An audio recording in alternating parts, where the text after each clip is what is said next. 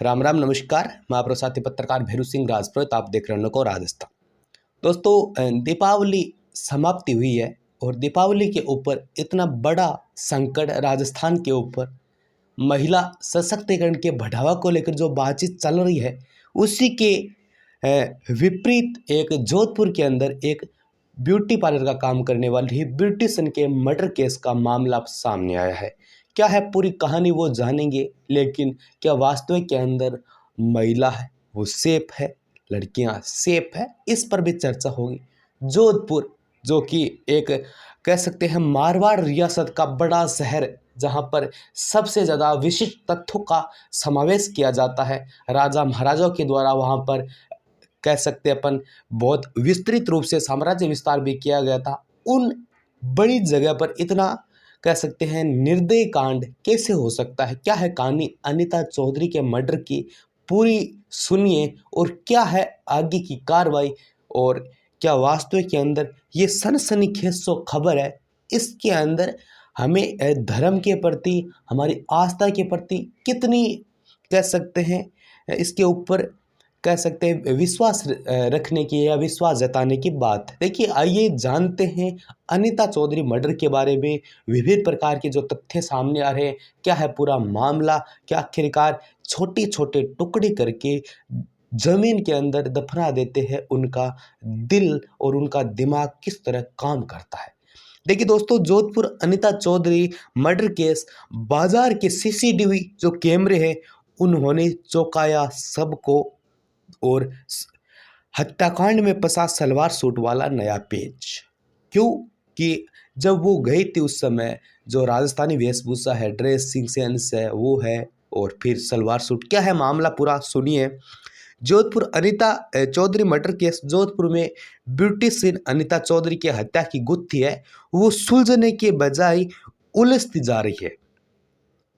CCTV footage में अनीता को अलग कपड़ों में देखा गया, जबकि उसके सौ पर अलग कपड़े थे।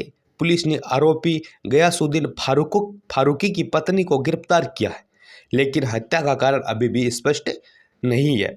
जोधपुर में पिछले सप्ताह हुई ब्यूटिशियन अनीता चौधरी के हत्या की गुत्थी सुलझन के बजाय उलझती जा रही है। और रविवार को एक सीसीटीवी फुटेज का जो वीडियो है वो सामने आ रहा है, जिसमें अनीता चौधरी एक ऑटो में बैठकर जाते हुए दिखाई दे रही है। सीसीटीवी फुटेज में नजर आ रही अनीता चौधरी ने मैरून कलर का सलवार और पीले रंग का सूट पहन रखा है। उसके हाथ में एक थैला भी है। ध्यान देने बात यह है कि जब पुलिस ने अनीता की लाश को बरामद किया, तब अनीता के सर पर घाघरा और चुन्नी थी। जब वो गई थी उस समय सलवार सूट था, और जब वो उस गड्ढे के अंदर शव को जब पुलिस ने बरामद किया, उस समय उनमें जो राजस्थानी वेशभूषा है यानी सलवार और अनीता के समय घाघरा और चुन्नी निकले। सबसे बड़ा सवाल यह है कि सलवार सूट में निकली अनीता चौधरी ने कपड़े कब और कहां चेंज किए। रविवार 27 अक्टूबर की दोपहर बाद अनीता गायब हुई और 30 अक्टूबर की शाम को उसका शव बरामद हुआ, 3 दिन के बाद। लूट की बात नहीं उतर रही है, गले कुछ करे हैं। ये जो मुस्लिम जो लड़का है जो बातचीत कर रहा है, कौन, गुलामुद्दीन फारूकी, वो लूटने की बात ऐसे कर रहा है। क्यों नहीं उतरी है गले, ये देखिए। पुलिस ने अनीता चौधरी हत्याकांड में गुलामुद्दीन फारूकी की पत्नी आबिदा को गिरफ्तार किया।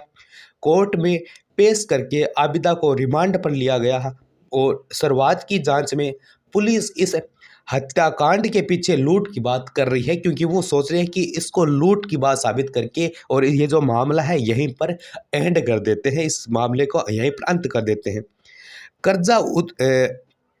ये देखिए, पुलिस के मुताबिक जुआ खेलने के आदी फारूकी पर करीब 12 लाख रुपए का कर्ज हो गया, और कर्ज उतारने के लिए उसने अनीता की हत्या करके आभूषण जो पहनती थी उसको लूटने की जो भी बात रखी। रविवार 27 अक्टूबर को अनीता ने सिर्फ सोने की चेन और अंगूठी पहनी थी, ज़्यादा आभूषण पहने ही नहीं थे, तो लूट की बात गले नहीं उतर रही है। मनमोहन के मुताबिक अनीता की हत्या के पीछे कोई साजिश छिपी है जिसका राज खुलना चाहिए। ब्यूटिशियन अनीता जो चौधरी है वो प्रॉपर्टी डीलिंग का भी साथ में काम करती थी।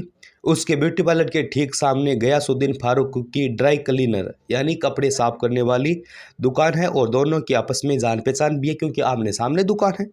27 अक्टूबर की दोपहर करीब 2 बजे अनीता एक ऑटो यानी अपन कह सकते हैं टेम्पो में बैठकर जा रही थी। उसके बाद उसका फ़ोन बंद हो गया। घरवालों ने 28 अक्टूबर को गुमशुदगी का दर्ज करवाया और पुलिस तलाश में जुटी तो मोबाइल लोकेशन से पता चला कि वह गंगाना इलाके के बोरनाडा स्थित एक मकान तक गई थी।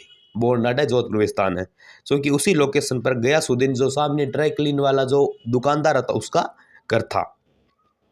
पुलिस गयासुद्दीन के घर पहुंची तो वह भी गायब था। पुलिस ने गयासुद्दीन फारूक की पत्नी आबिदा को उसके पति आबिदा को हिरासत में लेकर पूछताछ शुरू की। उसकी पत्नी को तो उसने बताया कि उसके पति ने अनीता की हत्या करके शव को जमीन में गाड़ दिया है। 30 अक्टूबर की शाम को पुलिस ने गयासुद्दीन फारूकी के घर 12-10 फीट गड्ढे को खोदकर और शव को बरामद किया। जोधपुर पुलिस ने सीसीटीवी फुटेज खंगाले तो गयासुद्दीन फारूकी मोपेड से जाता दिखाई दिया। 29 अक्टूबर के सीसीटीवी फुटेज में वह मोपेड लेकर महात्मा गांधी अस्पताल की ओर जाता दिखाई दिया और पार्किंग में गया। मोपेड को पार्किंग में खड़ा करके फरार हो गया। उसने अपना मोबाइल भी चालू हालत में मोपेड की डिग्गी में छोड़ दिया। 30 अक्टूबर को पुलिस ने अनीता का शव है उनसे घर के जो दूसरा घर था बरामद किया। तब से लेकर 4 नवंबर तक पुलिस गयासुद्दीन का पता नहीं लगा सकी है। जांच में पता चला कि गयासुद्दीन ने धोखे से अनीता चौधरी को कॉल करके घर बुलाया। दोपहर 2:30 बजे ब्यूटी पार्लर बंद कर ऑटो से निकली अनीता करीब 3:30 बजे गयासुद्दीन के घर पहुंची। वहाँ पर अनीता को नशीला पदार्थ मिलाकर शरबत है वो पिलाया गया और जब उसे बेहोशी छा गई तो उसकी हत्या कर दी गई। और हत्या करने के बाद मीट काटने वाला जो बड़ा चाकू होता है उससे अनीता की हत्या की गई और शव को जो कट्टे होते हैं यानी प्लास्टिक के कट्टे में डालकर और गड्ढे के अंदर डाल दिया और इत्र भी छिड़क दिया ताकि जो बदबू है वो ना मरे और आसपास के लोगों को पता भी न चले। और उसी समय उनकी जो पत्नी थे गयासुद्दीन की वो अपने गांव गई हुई थी। वो जब आई तो वो क्या कर रहे थे यानी उस गड्ढे के ऊपर मिट्टी डाल रहे थे। तब उन्होंने पूछा क्या कर रहे हो, तो उन्होंने बताया अनीता को मैंने मार दिया है। तो ये कुछ बातें हैं वो गले नहीं उतर रही है। 30 अक्टूबर को अनीता का शव मिलने के बाद पुलिस ने गयासुद्दीन की दुकान की तलाशी ली और तलाशी के दौरान गयासुद्दीन की जो ड्राई क्लीन की दुकान थी उसमें अनीता के फर्श और कुछ कपड़े मिले। और 28 अक्टूबर को उसने अनीता के कपड़े और पर्स अपनी दुकान में छिपाए थे और 29 अक्टूबर को वो फरार हो गया। हत्याकांड में कौन कौन शामिल है और हत्या के पीछे का राज क्या है इसकी जानकारी गयासुद्दीन की गिरफ्तारी के बाद ही पता चलेगी। लेकिन कहा यह भी ज़्यादा उसका मुंह बोला बहन था, आना जाना था, जो भी चीज़ें हैं। आखिरकार ये पूरा मामला क्या है इसकी जो आगे खास रिपोर्ट्स आएगी मैं तुरंत आपको देता रहूँगा, क्योंकि राजस्थान के इस प्रकार के हत्याकांड को अंजाम देना कोई छोटी बात अब नहीं है।